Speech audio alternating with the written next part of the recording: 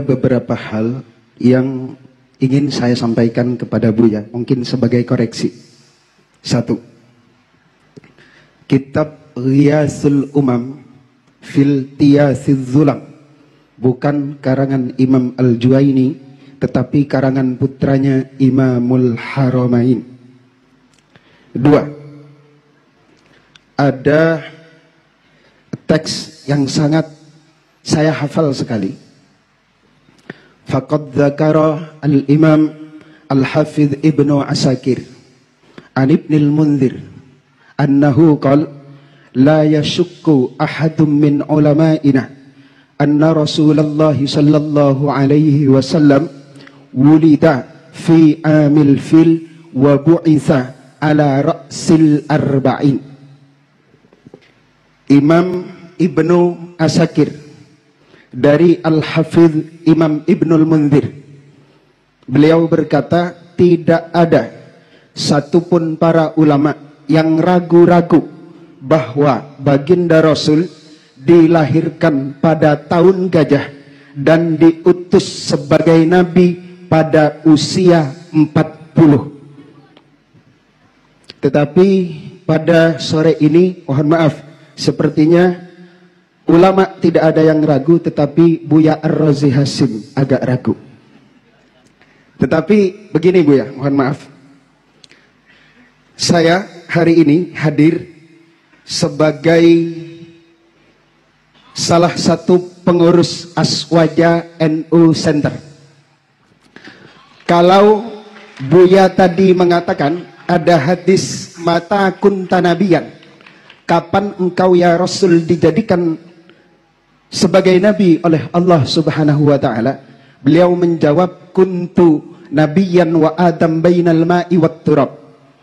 Kalau hadis itu yang dijadikan dasar bahwa baginda Rasul secara formal baru sudah menjadi Rasul sebelum dunia ini diciptakan, maka saya hari ini mau mengatakan bahwa saya sudah sejak dulu menjadi pengurus Aswaja NU Center sebelum dunia ini diciptakan.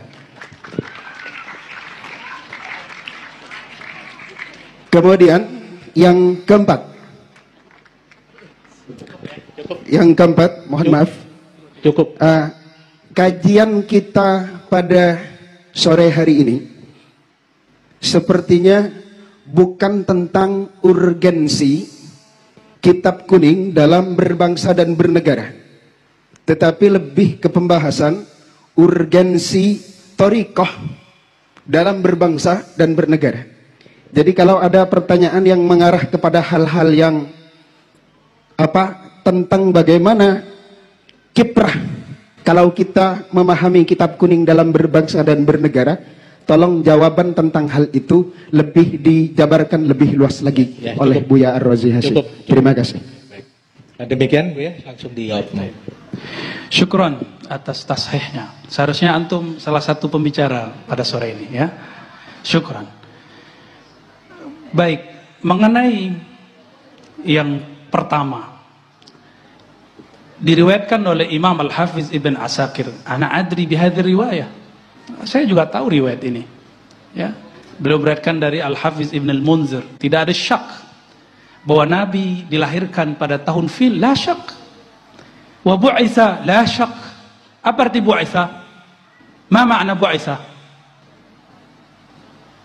Apa arti bu'itha? Apa artinya Kiai?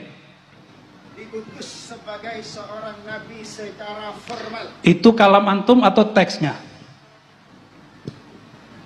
Terserah Buya Ar-Razi. Ya, saya tanya karena antum mengungkapkan teks, saya tanya, ma makna bu'itha?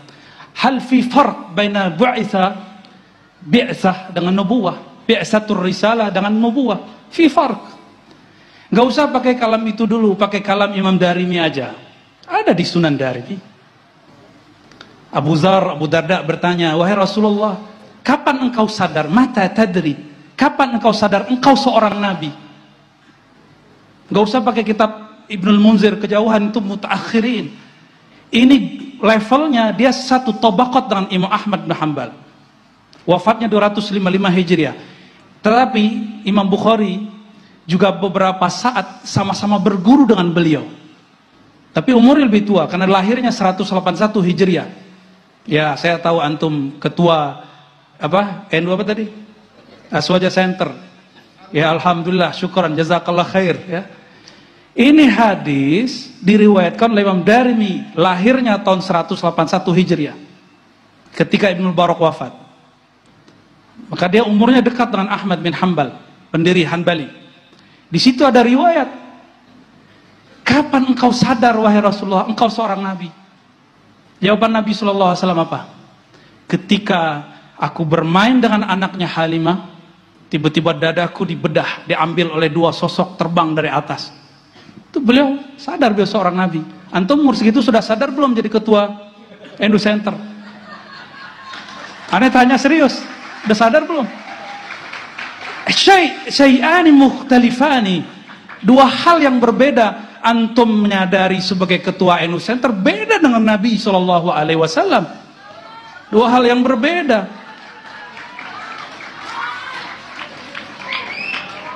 Ada, apakah kalam Ibnul Munzir yukhalifun Nabi SAW?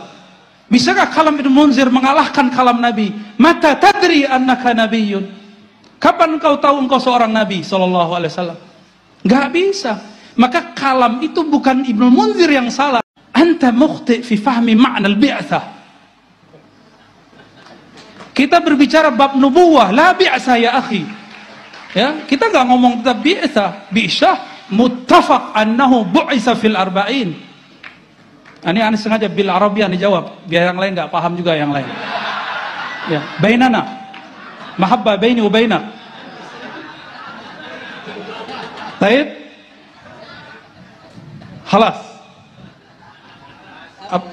Apa lagi?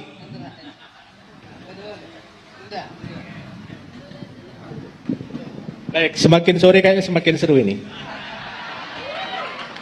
Apalagi nanti kalau Ibu Nyai sempat juga menyampaikan pemikiran-pemikirannya tentang tema kita pada sore hari ini. Oh, yang terakhir soal thariqah. Ya, halas. Adakah thariqah tidak pakai kitab? Kalau ada bid'ah, dalalah.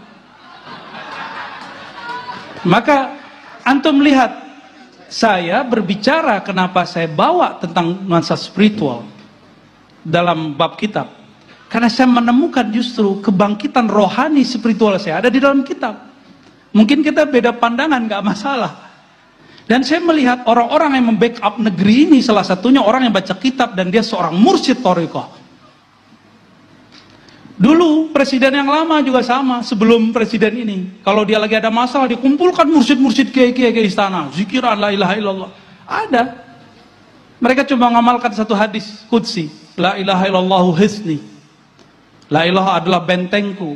Siapa yang masuk bentengku aman dari gangguan, ya, siksaku, apalah segala macam.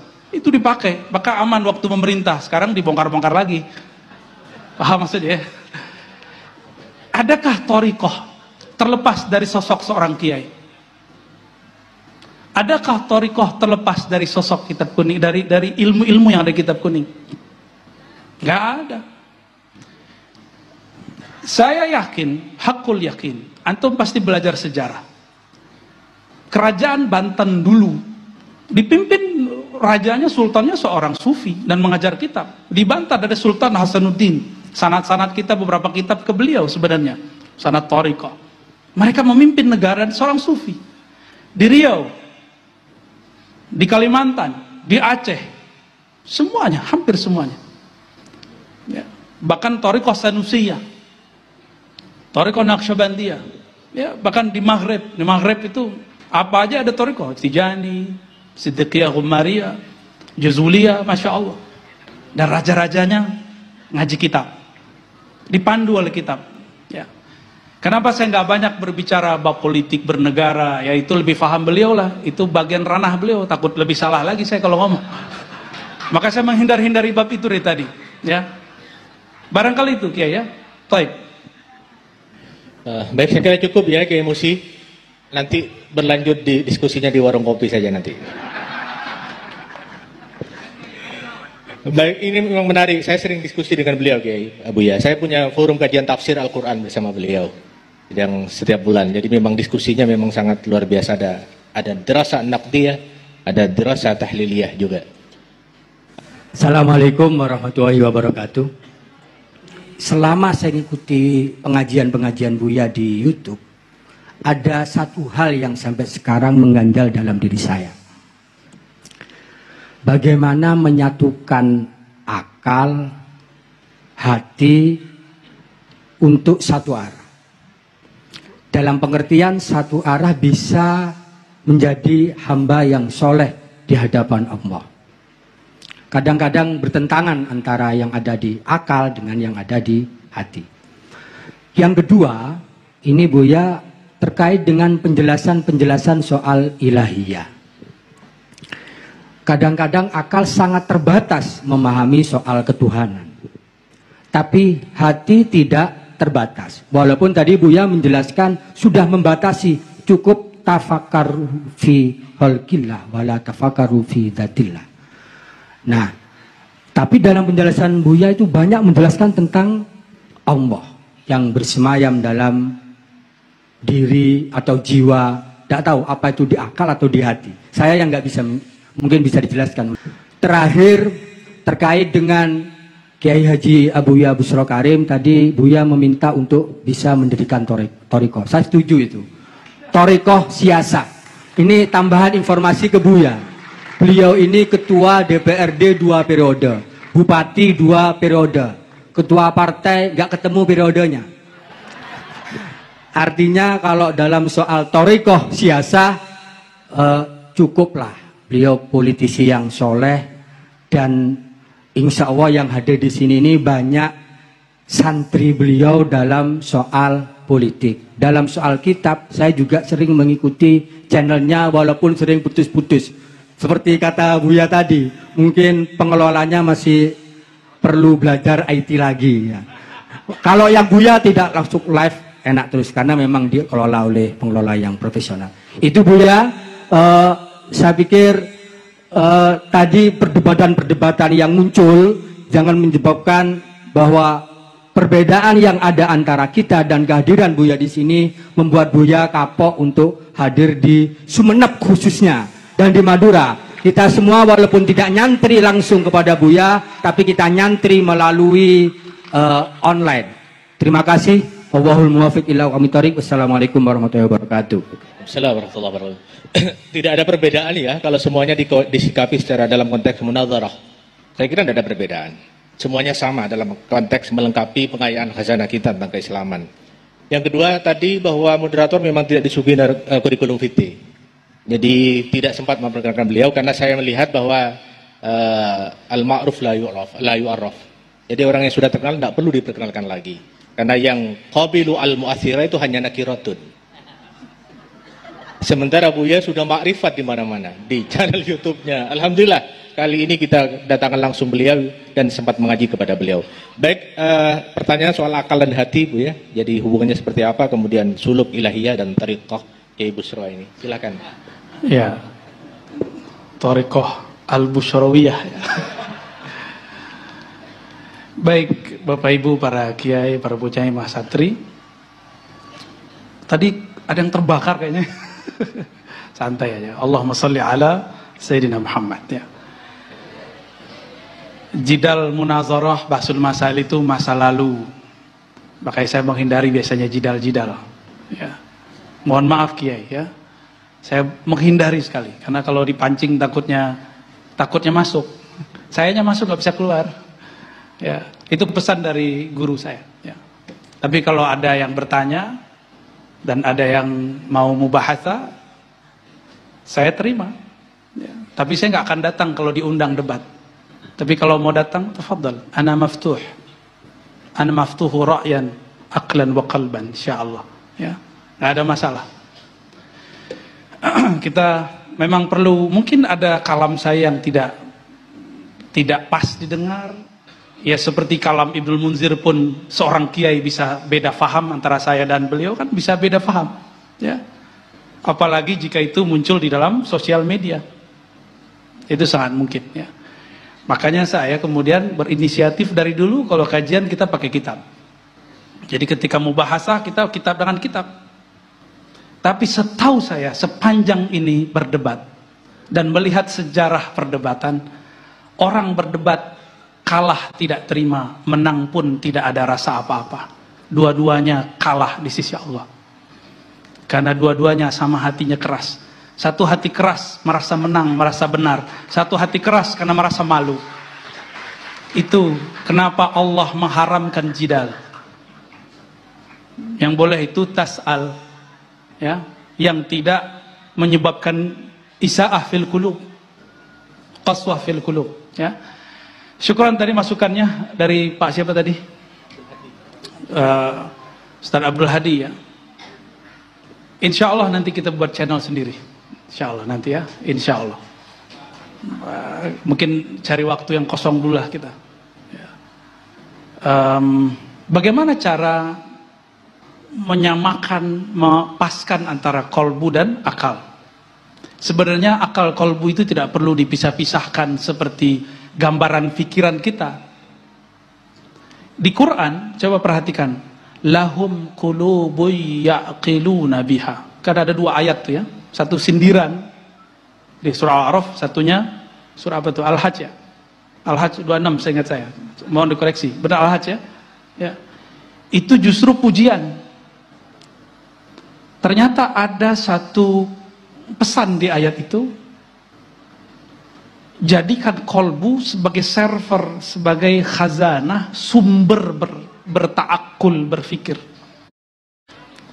Selama ini kita berfikir itu sumbernya hissi, hawas, apa yang terbaca, apa yang terlihat. Tapi kalau orang berfikir, sumbernya lahum qulubu ya'qiluna biha. Mereka jadikan kolbu sebagai dasar asas marja untuk bertaakul, bertafakur, maka akan indah perdebatannya, akan indah diskusinya. Karena kolbu itu adalah baitul adab. Kolbu itu tempat adab, karena Allah selalu menatapnya. Ketika seseorang tidak dengan kolbu, la adabalah, hilang adabnya. Ya. Nah, adab kalau ngaji, masih ingat kita kalau ngaji kirim Fatihah kepada musannif, benar gak? Itu supaya dari akal kita kembali yang liar ini dikembalikan ke rumahnya. Itulah rahasia baca Fatihah sebelum ngaji. Ya, tadi mungkin kita belum baca Fatihah sebelum ngaji, tapi kan tadi sudah dimulai doa, ya gak? Ya. Mungkin kita berdoa belum pakai kolbu, barangkali. Nah, itu yang membuat kita ketika ngaji, gurunya siapa aja, itu nggak akan bisa memilah nanti. Ya, barangkali itu. Maka mulailah, masuklah pintu dari tangganya, masuklah rumah lewat pintunya. Masuk pintu pun ada assalamualaikumnya. Nah, untuk membuka kolbu, maharnya adalah Al-Fatihah. Insya Allah, silakan diamalkan itu. Ya, saya kalau baca kitab biasanya baca Fatihah dulu. Mau ngaji di syekh mana, di YouTube, biasanya di awal atau di akhir saya baca Al-Fatihah. Biasanya begitu, ya. Sehingga kita tidak menangkapnya dengan akal. Akal ini di sini mohon maaf, yang belajar ilmu neurologi, di bagian depan kita ada namanya otak, kortek, apa istilahnya, ya. Dia cuma 10% dari otak ini. Cuma 10%. Dia seperti reptil. Kalau lihat orang baru, dia pengen ngelawan. Pengen begini, itu reptil. Makanya jika kita lahum qulubu ya'qiluna biha, itu dengan mahabbah, dengan ukhuwah, dengan husnuzzan. Itu kalau lahum qulubu ya'qiluna biha. Lain dengan mereka yang disebutkan dalam surah Al-A'raf. Ya. Mereka punya qalbu la ya'qiluna biha. Tapi kolbunya dibiarkan tidur. Enggak digunakan, ya. Wallahu a'lam bishawab.